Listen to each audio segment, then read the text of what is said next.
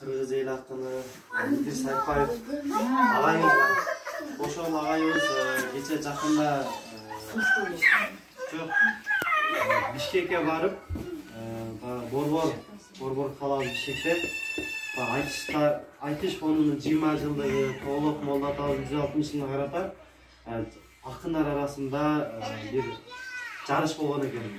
Ошол жерде айтыш болуп, биринчи орунду утуп алган экен. Ошол жерден бир аз акчалар сыйлап алган экен.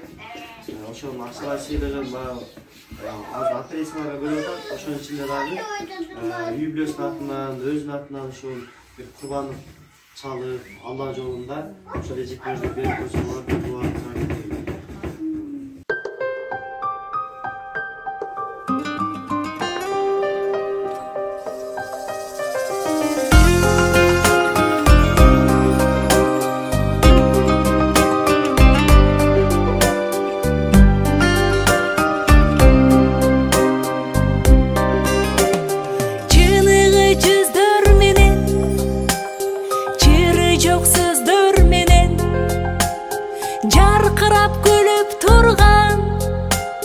Жайнаган көздөр менен жолуксак кандай жакшы, жолуккан кандай жакшы, жолуккан кандай жакшы.